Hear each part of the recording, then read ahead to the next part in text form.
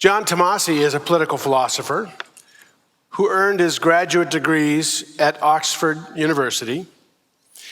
He's also held teaching positions at Princeton, Stanford, and Harvard. And Tomasi was for many years the Romeo Elton 1843 Professor of Natural Theology at Brown University. So Professor Tomasi is obviously a pretty smart guy and an excellent political philosopher.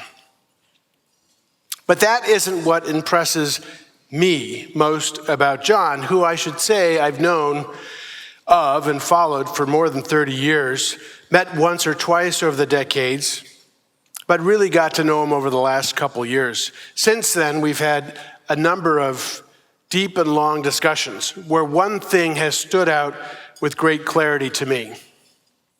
Tomasi leads with his heart. And occasionally, it causes him to do things that seem utterly irrational and against his self-interest. For example, with much of higher education in America today tottering on the brink of financial demise, Tomasi followed his heart and left his quite comfortable and secure endowed chair at Brown, one of the wealthiest colleges in America, to become the first president of a fledgling startup nonprofit, Heterodox Academy in New York City. Heterodox is a nonpartisan nonprofit organization of 7,000 university professors and administrators who love their universities and try to help them live up to the ideals of open inquiry, viewpoint diversity, and constructive disagreement. This is a very tall order today, indeed, especially at this moment in the American culture. But if anyone can do it, my friend John Tomasi can. Please join me in welcoming Dr. John Tomasi.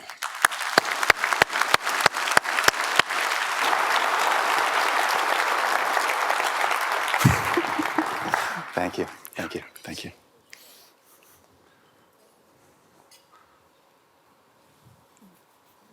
Good evening. It's really a delight to be here. I'm going to talk with you, or I'm going to tell you about a project that I'm working on. But before I do that, I'm going to, at the very start of my talk, go off script and talk about something else for a few minutes. I've been really struck.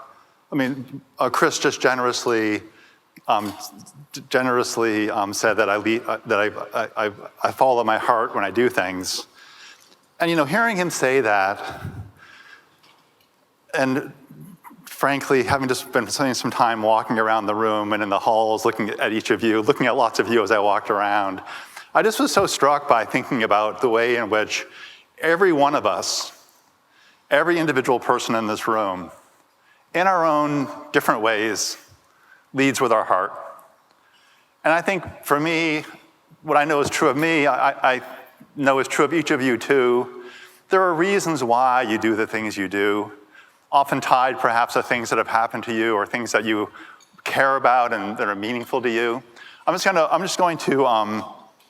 don't know, this is really off script, but I'm going to do it anyway. I feel in this room I can do this. I'm just going to say about who I am and why I do what I do, and then I'll talk about the stuff that they asked me to come to talk about. Sorry, Chris. And I'm just going to share this with you. I don't share this very often, but I'm going to share it with you right now for whatever reason. So the most important thing in my life, the most important event in my life, the event that shapes me every day, was something that happened to me when I was really young. When I was 9, my father died very suddenly and very tragically. And he left my mother with 4 young children. My mother's devoutly Catholic. She never remarried. She raised the 4 of us, me and my 3 sisters, on her salary as a middle school art teacher. My father had been a pharmacist. He owned and operated his own pharmacy in a small town in New Hampshire. When he died, my mom sold the pharmacy, and she banked the money for college. But when I said she banked it, she actually put it away and didn't touch any of it because she wanted to have a chance for me and my sisters to go to college. So we grew up living on the salary of a middle school art teacher, the four of us, and then we had lots of money to go to college and no financial aid because that's how the world works apparently. But I mention that because along the way, after my father died, my mother would sit on the bed with me sometimes at night, and there was a lot of heartache in our home because of my father. And she would say this thing to me, though. She would say to me, sitting on my bed, she would say, "Life is short, Johnny. What difference are you going to make in this world?" And for years, when she would say that to me, all I could hear was, "Life is short," my father, like a knife in my heart. But through time, as I got a little older, I started hearing the second part, "What difference are you going to make in this world?" And so when I think about Acton, and I think about people who, like me, care about the free society and care about the institutional structures that we need to build up and to reinforce if we're going to build a truly free society, then I think about people like you and the different ways that each of you have your own story about why you want to make a difference in this world too. So I'm speaking to you tonight in that spirit. And so now to the talk. I want to talk with you about universities, which is one of the most important structures, institutional structures, that support the free society, or that should be supporting the free society. So I clicked the slide, but I still see myself. Thank you. There was a Gallup poll, some of you may have seen, last summer, showing a remarkable cratering in the public trust in the US in higher education. The poll showed roughly that in the past 20 years, the respect that people in America and the US have for higher education has dropped about 20% over 20 years. That's a huge cratering. That disastrous polling result about this loss of faith in higher institutions of higher education occurred before the events of the past year. I have a couple pictures here from the past year. Some of you probably watched this like me, up close and personal in real time. And there's a poll, the new Gallup poll hasn't been released yet, but FIRE produced a poll about a month ago showing that in fact it's getting a lot worse. Different demographic groups why it's getting worse, but the big point is that this institutional structure, higher education, institutions of higher education, have lost the trust of our fellow citizens. Why? What's happening at universities? How do we diagnose what's going on? My view is that you can see the things happening on our college campuses from two different perspectives, two different viewpoints. One is a very familiar viewpoint, but I'll just remind you of it. It's the one that I think most people who work in this space inhabit. I've inhabited it myself for years, trying to build institutions at some universities, including mostly Brown, to encourage viewpoint diversity at times, and it wasn't really welcomed. And those efforts actually weren't welcomed. But one view of what's going on at universities is what I call the battlefield perspective. That's when you're looking at things on campuses and you're seeing people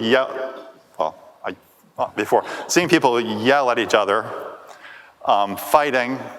There are advocates of truth. People think the university is about truth.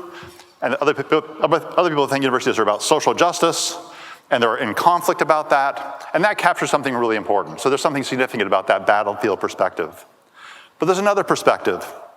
And if we have grace and humility, and if we remember that other people around us, including those out in the battlefield, are individual human beings just like you and me. They're imperfect. They have bad ideas. They have some good ideas too. They have good intentions sometimes, and really bad ideas to go with the good intentions, an Acton theme. But if you look up at that, if you abstract away and look down on this period of struggle within the universities, I think what I see, is that we're human beings struggling to give birth to something that the world has never seen. Something like a truly inclusive university system that is nonetheless fundamentally committed to the pursuit of knowledge together. It's very recent that universities have become diverse places. An ideal of the university we get from Plato's Academy. And what I love about this ideal, they see the academy as this entity removed from the oikos, removed from the city in a grove. So it's away from polis, and it's away from oikos. It's away from the political thing, the politics of the day. The university is not a place simply to do politics like anywhere else. There are walls around it, as it were, to keep politics away. It's away from oikos, the Greek word for family, and some literal senses about we could do feminist runs on it, but it also just means away from the economic things. It's a time and a place where people will talk about, sorry, I just untied my sneaker by stepping on it. Sorry. Give me a moment. Sorry. So in this ideal, what's beautiful about this ideal is that it correctly perceives the university as being a place apart from our economic concerns, apart from the ordinary run of politics, a special time and a special place for doing a special thing, searching for truth together. And yet, if you look at the academy, Plato's Academy, you see that it's not very inclusive in a whole bunch of different ways. Right? And we can sort of run the different dimensions of lack of inclusivity. But sort of taking that concept and putting it in the US context, for example, the last Ivy League to school to start graduating women. Does anyone know what year it was when the last Ivy League college started graduating women? 87. Pretty crazy, right? This is pretty recent stuff. Not just women, but all different kinds of groups that have been excluded from universities. It's a new phenomenon that universities are trying to move in and to integrate in these ways. Is it surprising that we're screwing it up? Is it surprising that human beings wouldn't get it just right? To me, it's not surprising at all. So the university system is in this struggle, it seems to me, an understandable struggle, a struggle to move beyond an ideal where some people say, well, let's go back to the way things were. It's a nostalgic view of what the university could be because of what it used to be. But I believe that what we're actually should be fixing our eyes upon is not what we were as a university, but something like where we're going, what a university might become. And that's, in some ways, the undiscovered country. We don't know what it's like. Bologna, if you study the histories of universities, Bologna was not inclusive. Oxford was not inclusive, still isn't. Most universities in the world are not very inclusive. But what if they tried to become inclusive? Would it be surprising that they'd make some really crackpot concepts and really messed up ways of doing it? When we see people out there doing these crackpot things on our universities, making them, I'm trying to go back a slide, making them, like that, is it sort of surprise us that these things are happening? I think not. So I think with some grace, you can sort of think forward about where we're trying to go. With universities, I would say, so too with the free society. Many people, and some of the people, in fact, who sort of brought me into this tradition when I was young and starting to think about politics, many people sometimes who care about the free society talk about the good old days, or at least they yearn for a time where these principles were more lively part of the cultural conversation, where they're more strongly reflected in our institutional structures, in our courts, for example, and legislatures, and the sizes of our government, and the sizes of our deficits, and so on. That kind of nostalgia is like the nostalgia from the university. I think instead, the free society, like the free university, is something that we're searching for the first time ever. I think the free society, and those of us who care about building free societies, are involved in this kind of crazy adventure together to try to move our social worlds, the different worlds each of us navigates, the different circles in which each of a person in this room says we reformers, we who want to change, we who want to make things better, they're navigating those worlds together to try to move the world towards that better place. So I think there's something about thinking to ourselves, if we work for the free society, well, what endeavor are we involved in? We're part of this historical tradition that is trying to move us slowly to this place that we've never seen in the world. And I think for me, that gives me some hope about the way these things can go.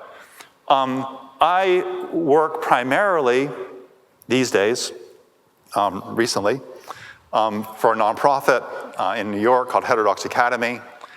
Heterodox Academy is a group of actually 6,988 professors who are committed to advancing open inquiry. My team was optimistically putting it over 7,000 by today, but it's actually still, last I heard this afternoon, 6,988. But we're people who work within universities, care about them, and want to make them better. I'll just tell you that when I was, Chris mentioned that I taught at Brown for a long time and had a very comfortable chair there. And I decided to leave it 2.5 years ago because a friend, John Haidt, who started Heterodox Academy, John was an old friend and he recruited me to do this. And what I saw was this tiny little organization based in New York sitting atop this fabulous asset, 5,000 professors who care about open inquiry, viewpoint diversity, and constructive disagreement. An organization that has some of you know who John Haidt is? So John Haidt's a person who does, well, it's an organization that has goodwill in the world. And the HXA way is not a matter of attacking universities, criticizing them, bashing them. There's plenty of that to be done, and it's been done by a lot of other people. It's rather an organization committed to loving universities, but in a principled way. We love them enough. We love them we love our universities kind of the way Socrates loves Athens, right? You love it enough to say what's wrong with it, and you love it enough to stay. Now, when they come with a hemlock, we can talk, but generally speaking, you love it enough to stay. You're not willing to let anyone else say, we own this place now. We define this place now. Because we believe, and I think this is true of universities and also societies as well, that institutions are always in a process of becoming. There's no such thing as what an institution is. It's a constant flux. And each of us, while we're alive, everyone in this room, this generation, these generations, while we're alive, we're a part of that story whether we like it or not. The story's being told about our contribution, whatever we do or we don't do. That's the story of what we did or didn't do. And so that's kind of a process flux that we're in. And, where's my? So I should say this. When I joined HXA, I saw this asset, 5,000 members, and I decided to leave Brown and take this job to try to see what can be done with that asset. Is there some way to activate the 5,000 to do something? And at the time when I took over, membership was anonymous. The members had been criticized and attacked so much, especially in the States, that they made the decision to make it all anonymous. And that first day on the job, I decided, as my first act as president, to send an email to all the members saying, from now on, to be a member, we're going to list your name and your institutional affiliation on our website. Because it's the first step, right? I want to do a lot more with the members than just, but the first step is be identified. So the first night, we got like 200 people quit. Second night, about 300 people quit. I didn't get much sleep on the third night. Had to call the board, crashed your organization. We lost a lot. We lost a lot of people. And I thought to myself, trying to be charitable, okay, they've got stories, they don't want to stay anymore. I get that. But then how far will it go? Then it sort of stopped. And then we started rebuilding it up again. And we're starting building it now and making it stronger. And among the things that we believe These are ideals that we try to encourage rather than, again, attacking what's wrong with universities. I sort of think of social change as having two great branches. One branch of social change theory talks about fighting bad things in the world, and there are dragons on campuses and in governments and in many places. There are dragons that need to be faced and fought. I know that. But there's also another branch of social change which is focused more on trying to build good things. And you build the good things to sort of put something on the table, it's a rival, that can be more attractive than the things that are being attacking. And among our values, this is the HXA way: make your case with evidence, be intellectually charitable, be intellectually humble. Not very easy with professors, but we do our best to try to do that. Be constructive, like look for the good one. Steel man your argument, your opponent, don't straw man them. Be yourself, which I think is actually my favorite one. It goes back to that point that I made at the very beginning that each of us is a person. Each of us has a story. Each of our lives is fantastically important. We're star stuff. We're here for a purpose. There's meaning in our lives. And these are things that we try to encourage on our campuses. One of the things that we started doing a year ago, we started, as part of my activation mentality, instead of having individual members sort of scattered around the world who didn't know one another because they were anonymous, and now they were, at least had their names visible on the website, we started bringing our members together into communities. And the communities come together on a regular basis to get to know one another. It's kind of surprising on campuses how often professors don't even have a clue about who their fellow colleagues are across the campus. But we create these communities where people, they started off by having what they call unhappy hours. So they'd get together. I tried to discourage that, but what can I got to work with what I had to meet people where they are. A Milton Friedman lesson.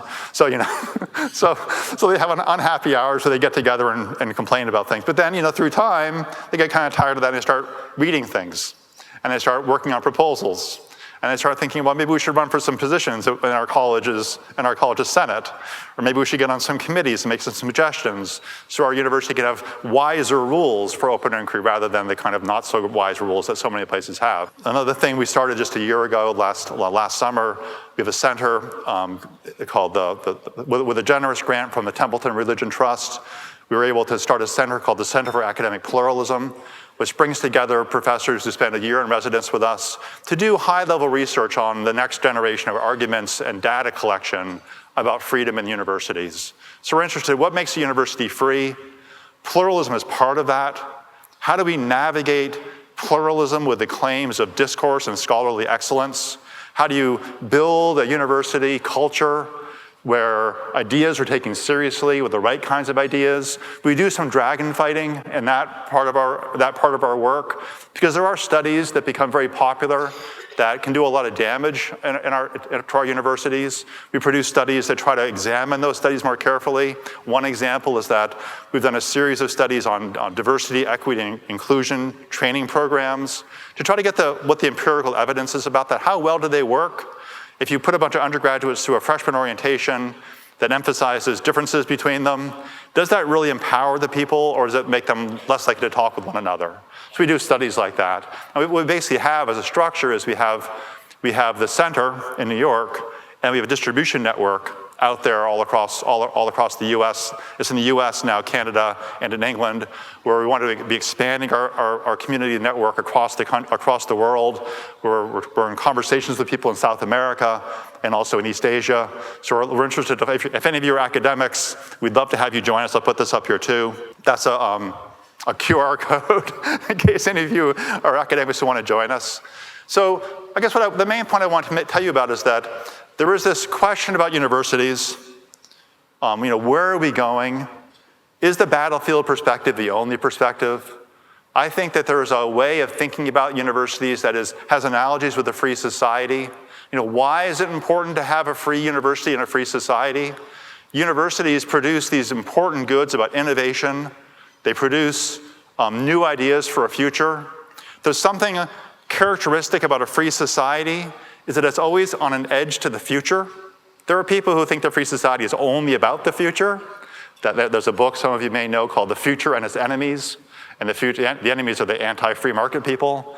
I think that's kind of a simplistic view, but it is true that free societies are places where innovation is celebrated.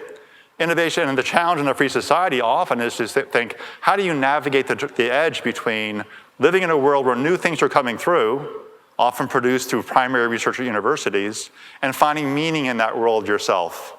How do you integrate these more thick, settled norms of being in the world, often religious norms of being in the world, with these kind of boundary questions about science pushing. So universities provide those really important goods about innovation. If you don't have open inquiry, if you don't have constructive disagreement, if you have instead a culture that closes people down, closes down conversations, prejudges the issues before they're actually discussed in a serious way, the innovative edge of universities gets cut off. The other really important feature of universities for the free society is something like civil discourse. And in many countries, the US prominent among them, civil discourse has been cratering just to the degree that trust in universities has been cratering too. Universities can be places where students can learn what it means to disagree with someone. And our list of the HXA way has those elements built in. Constructive disagreement is one of our 3 primary values, because we think that's just one of the most important concepts to people to get when they arrive on campus as they go through those years. A university, in our view, is something like a community of imperfect learners.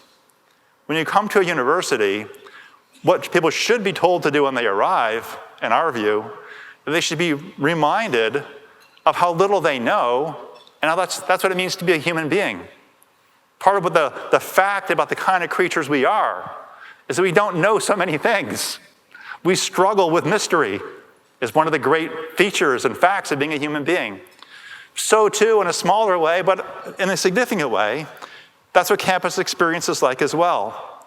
If students are welcome on the campus, being told that they're joining a special kind of community, a community of imperfect learners, where people with humility put their guards down, where they raise their hands in question and ask questions, where they speak with their friends with pause and sort of listening to understand, well, how can you possibly think what you think? And put the tone in that question like a detective would ask it. Like, how do you think what you think? Why do you think what you think? What course of life, what pattern of experience led you to think that about this topic? That's a fascinating question, as opposed to, how dare you think what you think? Or don't you know what you're supposed to think about what you think? So that's a really important thing. That civic component is just fundamental, again, for the free society, and universities can teach it. I think, though, like the most fundamental reason why reforming universities and making universities places where free thought happens, the most fundamental reason why universities are important to the free society is that a free university, aside from all the policies and aside from all the studies and aside from all the different ways we can package things, what free universities are fundamentally about is individual people thinking in their heads. It's about the most basic freedom of all, the freedom to form an opinion. As you form an opinion, it's not just in a formal way, but forming an opinion means something like forming a sense of self. It means developing a way of being in the world. It means developing a way to hold yourself together, to have your values, to understand your values, to interrogate those values, but to have them be yours, to take leaps of faith, to live in a world with depth, to be aware that there's meaning and beauty among us in this world. Those are fundamental things. If people are closed off from that, if they're told that they can't think certain things, if they're told that most of the important questions have been answered in advance for them, then that fundamental part of that human adventure of becoming a human being, becoming a person, is lost. The first on the schedule, I was delighted to see when I was looking at your schedule for this weekend, the first listing tomorrow morning is on the Christian view of person and society. Thank you, whoever put that on the program, Chris, or whoever put on the program first. I'll be there for that one myself. That's just, I think it's the most fundamental issue, to be a person, what a person means. And universities are fundamentally about that. So I'll wrap up with that. Chris, do you want to join me, or how do you want to approach this? I think we're going to, oh, sorry. Thanks. I didn't really end that with an applause line. So. Thank you, John. And please use the QR code here to get onto Slido and ask your questions. And I'm not playing Pokemon. I'm actually looking at questions that are coming on here. So good. But I did want to ask you first. It does seem that we have two problems underlying the lack of diversity viewpoints on campuses. One is just the sheer absence of a certain viewpoint. Yeah. So there are always these polls that indicate that 95% or more, I mean, huge numbers of professors represent one political party, just as a marker for a worldview. That's unfortunate just by itself, but what makes it worse is that we've created a culture where we don't tolerate views that they don't appreciate on campuses. Those are two separate things, right? You could have a whole campus full of people of one worldview, but they still could be open-minded and allow for those debates. So what happened? How do we get to this place, one, where we have complete dominance of one worldview, and two, where that's turned into sort of an authoritarian lack of diversity? So I think it's in some ways, it's a $100,000 question, right? I think there are two great demographic trends, using demography loosely, of the last 50 years. One is the one that I mentioned. The good news story on the demographic change is that universities have become more inclusive, at least in terms of gender, race, and a bunch of other dimensions that way. That's one really remarkable improvement. The other one is one you're mentioning, which I didn't mention before, but now just putting this other one on the table. In 1960, the best polling we had suggests that the ratio of professors in the US who leaned left as opposed to leaned right was about 2 to 1. Pretty big difference, 2 to 1. By 1990, that was about 14 to 1. Now, it breaks it up different ways, but 27 to 1 is kind of a reasonable number of people here. In some fields, it's way, way higher than that. And if you break out the professoriate by age level or by rank, the younger professors are even more extreme than that. So we had these two interesting things colliding with having this attempt to diversify, an attempt to allow more talented people into the conversation so that a community of imperfect learners is a community of all learners who want to join the conversation. That's, again, I just want to emphasize it, a very new phenomenon. And then the other one is this, I think, in part path-dependent, of just people hiring themselves, thinking the most important questions are the ones that are framed according to premises that they think are appropriate given their religious views, and because religion tracks on a lot of this as well. And it's also a matter of a rising conception that universities are not about. It's a rejection of the Platonic Academy in the strong sense of saying it should not be a place separate from polis or oikos. Rather, politics is everywhere, economics is everywhere, and universities are awash with power struggles, and therefore we should use power on the universities too. So, sorry, there's a couple different things. There's a big demographic thing happening, and there's also this washing over of the university norms that no longer see disinterested scholarship, respect for your students, respect for the different views of your fellow professors as an important virtue. That set of virtues has been lost. And I'll add, if I may, HXA is primarily about culture. We're interested in what are the virtues of a professor? What does it mean to enact those virtues? Is it a sign of indifference to the world that you let people think for themselves? Or is it a sign of caring more about the world? You know what I think, but that's how we try to frame the question. Okay. Well, this should be an easy one. You're a political philosopher. So we have a question Those are the hardest about your intellectual grounding. Yeah. Who are your references? Why do you think the way you think today, and the scholars that you admire? So my license plate has the word Hayek on it, for F.A. Hayek. When I drive, I delight in parking it around various campuses where I spend time, because but when I ride on, I have a little old Miata. It's a little small car with a Hayek license plate. And when I drive on the highway sometimes, I might be projecting this, but this is my lived experience, as we say these days. So my lived experience is people drive up really close to me and looking in the window thinking they're going to see Salma Hayek? What's her name? Some movie star. And they're like, oh, some old dude. Anyway, so but I say Hayek not just because he's on my license. He's on my license plate because I love the way Hayek sees the possibilities in the dispersed. He sees networks everywhere. He sees local knowledge as being fundamentally important to social construction. He's aware of the powers of spontaneous orders. He avoids the fatal conceit of thinking like we had a model, we'll impose it and make it happen. We're always messing around. We're always kind of tinkering. We're always kind of trying. Hayek views the world politically the way I was describing it before in my talk without mentioning Hayek, that in some sense, all is flux. And if all is flux, each of us who's alive right now is an agent. Each one of us. And by the small things we do, the conversations in elevators, the way the big things we do, the organizations you run, and the way the choices, all these different things we do, we're contributing to a certain kind of social world and a social pattern. And that's just a lovely, humane way of being in the world. So Hayek's my favorite one. That's a popular one in this room, I think.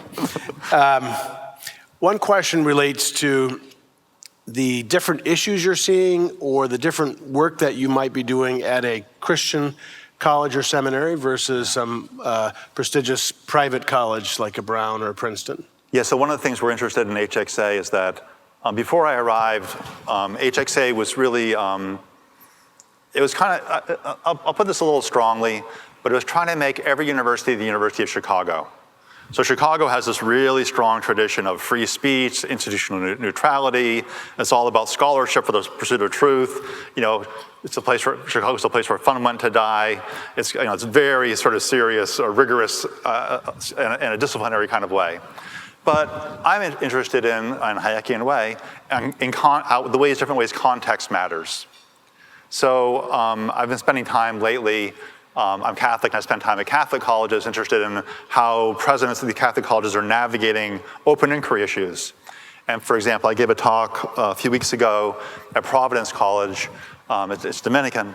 And at Providence, there's just fascinating ways different faith-based colleges navigate questions of open inquiry while caring about the faith in a fundamental way.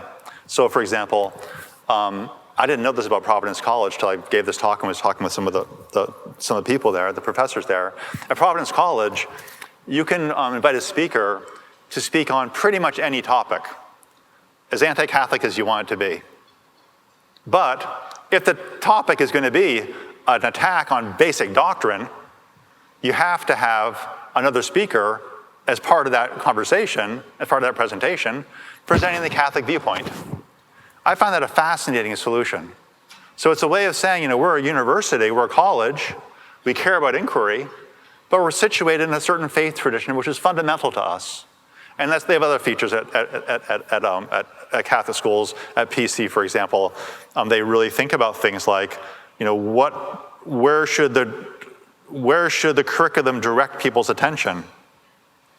And they're aware that in a commercial society, this is a Tocquevillian point, but we can see it with other people too.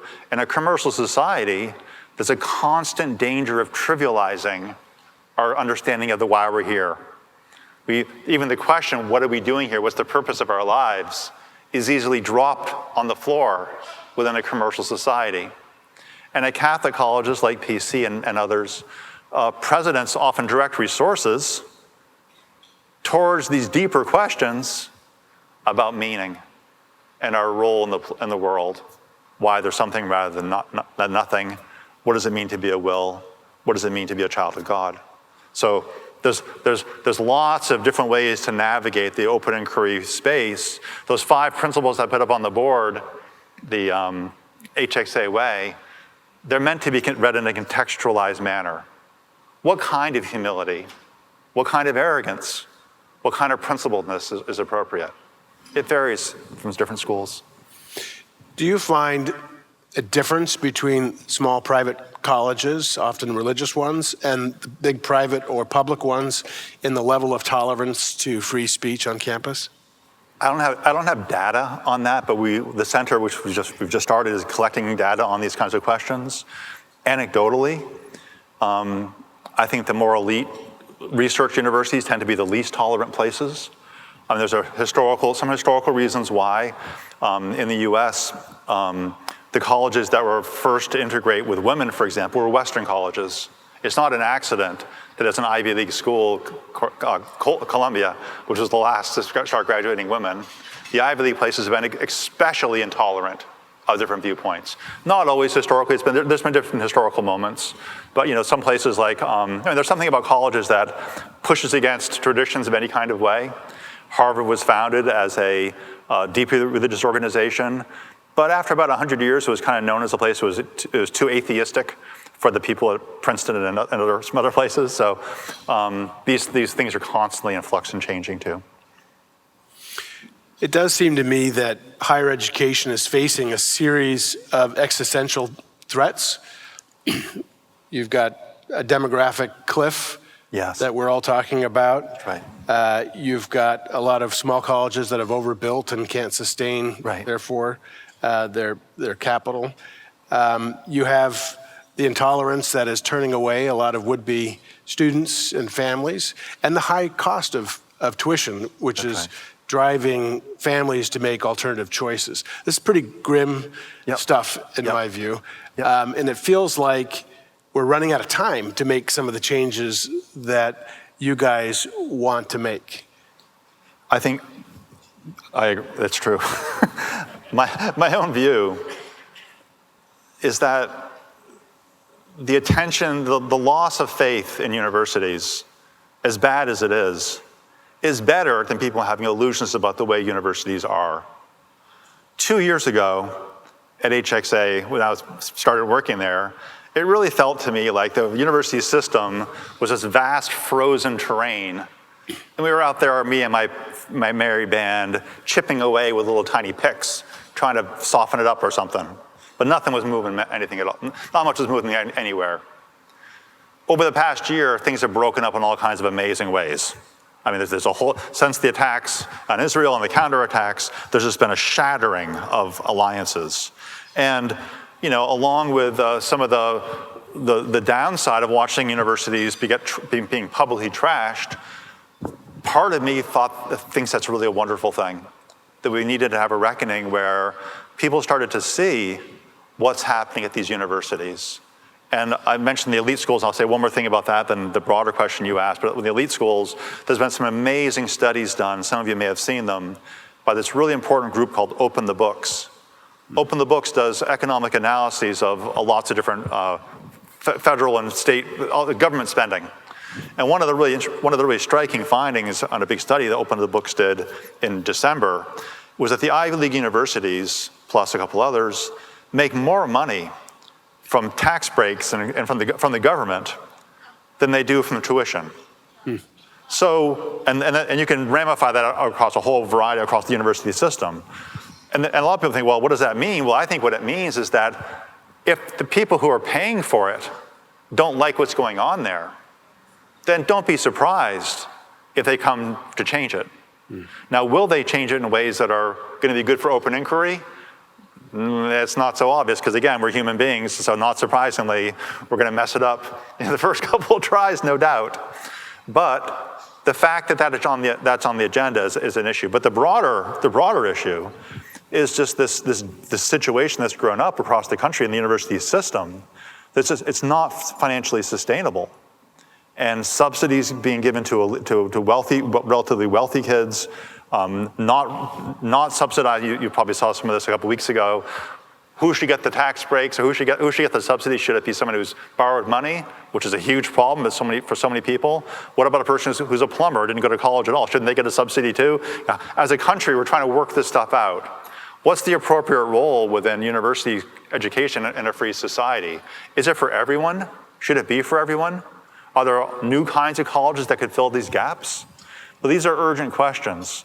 And along with the crisis of confidence in higher education, there's also a real question about financial stability, and it may not be sustainable at all. Somebody, I think I know who, asks, what do you think of John Henry Newman's idea of a university? Have you read it, for example? Okay. What does it have to say or add to the conversation about the future of the university?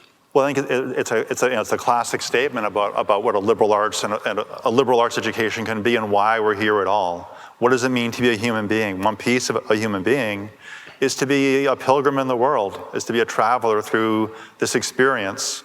And part of the role of the university, in Newman's view, is to highlight that and to emphasize that feature of our experience. So again, it calls our attention to this special thing we do when we go to university to become more than we were when we walked on the campus in the first place. So that's a piece, that's sort of the liberal arts piece of the Newman view. But I find that really enduring. It sort of spreads across secular schools as well. That's what I would say about that. You seem to be optimistic about the future possibilities for your work in transforming campuses. A lot of groups have decided not to do the fight and instead created totally new institutions and are building those outside of the current systems. What do you think about that strategy? Well, let me say first, I'm not optimistic. Okay. I mean, I'll put it this way. If optimistic means, do I think universities are going to become free? I'm not so sure. It's like my optimism about the free society. Are we going to move forward towards the free society? What's my prediction? If I was betting on the prediction like for the next 20, 30, 40 years, I'm not sure what I would do with my money. But there's a different way you can think about optimism, and that's something more like being dogged. And I am dogged. And I think it's a joy in being dogged. So I think there's reason to pick the struggle up for the free society as there is for the free university. So I do think there are some reform possibilities. I think like some of the universities that are starting, University of Austin is one of the really interesting ones. We're seeing some Hillsdale. Wow, that was weird. How did I say Hillel instead of Hillsdale? Hillsdale. Thank you. Hillsdale.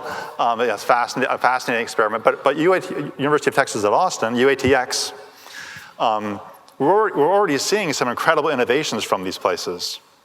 And at Austin, if I can just say a word about that. So some of you probably know that there's an attempt to build a new university in Austin called the University of Texas at Austin, UATX. I'm not sure what they call that. There's already a place called the University of Texas at Austin, but anyway, that's their marketing choice. But one of the really cool things about that university is they're thinking about institutional structures in new ways. And I think they have an idea that's germinating at that university, which could be highly disruptive of the entire university system. And the brief version is this. Universities usually, every university, runs on an idea that we're waiting for the virtuous president to arrive. So everyone, I've done this myself. Oh, this new president, we've got great hopes for him or her, right? Finally, we're gonna have a virtuous leader to bring us to open inquiry and end the cancellations. Okay. The founders of our country thought, you know what? I'm not sure it makes a lot of sense to try to protect the freedom of the many by the virtue of the few. They were a little more cynical than that. So instead of doing that, they developed institutional structures to protect liberty. So they moved virtue out of it to some degree, and this is a foundational concept, and they adopted systems of divided powers, let's say. At Austin, one of the really striking features, some of you may know about this, they announced it just recently, they're setting up, instead of having a virtuous president to protect the freedoms of the students and the faculty, they're having something like an external judicial board which has power even over the president. And it's a Bill of Rights, and people can bring complaints to that board no matter who made the rule. So some president makes some rule that violates a right, that judicial body can change that. That's important not just because of the kids who happen to go to that university having a better experience perhaps. It's important because it highlights a fact about every other university in the country, that they're all basically running on a system that our founders wisely moved away from. And that suggests that if you want to reform universities, maybe there's lessons in the founding too. That's just sort of one piece of that. Well, you did mention Hillel. Yeah. So I will follow up with a question. Hillel, for those who don't know, is a terrific Jewish student group on many campuses in America. I can't think of a more tumultuous year on college campuses. And for decades now, right? Yeah. What have you been able to do to concretely enter into some of that turmoil and create some of these constructive conversations that you intend to do? So I've been living these issues, especially over the past year. Because I live part-time in New York, I was on the encampments at Columbia and at NYU, and also back at Brown because I know people there. And what the country has seen over the past year, especially with the anti-Semitic attacks, is something that's been brewing on campus. We've been tracing it for a long time now. And there's this simplistic idea about the world being divided into two easy categories, the oppressors and the oppressed. And seeing people not as individuals finding their own way, each with their own story, each with their own way of being in the world, but rather seeing people as being fundamentally from a certain group, from a certain perspective, and easily labeled. The anti-Semitism that we've seen is a canary in the coal mine for that broader concept. But that broader concept, the idea that there's this simplistic narrative of good versus evil, the human population divided in that way in some essential way, that's with no possibility of redemption, no possibility of movement, no possibility of change, growth, connection. That's been out there for a very long time, and it closes down conversation. That's the idea that lies behind a lot of the woke symptoms that we see. It comes from that idea. And an attack on that idea is basically a way of trying to move in and say, well, do you see it the same way as that person, even though you look like you're in the same group from the outside? Or are you actually unique people with your own life who might surprise us, and you might surprise yourself too? So we see possibilities to erode some of that frozen, blocked thing we've been facing. There's a lot of pain in it. We are, I think, suffering together. I think when I say those two ways of seeing the world, the battlefield perspective, we've been watching lots of Battlefield, right? That's been the view on TV and in person too on these campuses. But the other view is that the more charitable view is that we are suffering together. And once we start realizing or insisting that we're suffering together and having conversations across those lines, then perhaps progress can be made. We do have a big group of Brazilians here. Nice. And I've had the pleasure to visit Brazil a number of times and visit a number of college campuses.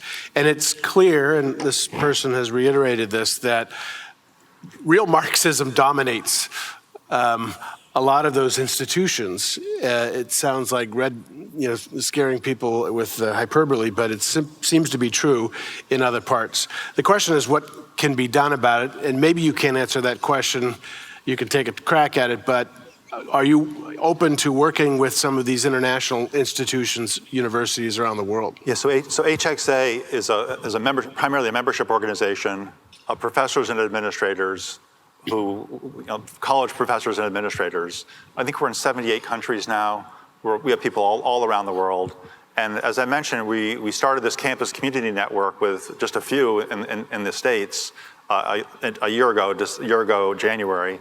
And now we moved to Canada, and now we've moved to England. But we want to start moving them around the world. So if you're an academic, or if you have friends who are academics who work on these campuses anywhere in the world, please consider joining HXA. We learn so much in Heterodox Academy we learn so much from the experience of people in other countries and seeing how their problems arise in different ways. What counts as an act of heroism in a North American campus and what counts as an act of heroism in Hong Kong, for example, are really different things.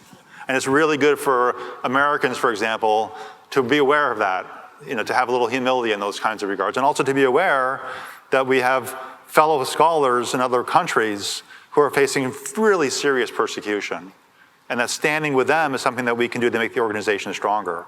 So if there's any Brazilians who know professors, you get them to join, create a community. I'll come visit you and encourage them to whatever they do in Brazil. But anyway. One final question, and we'll try to end on a positive note.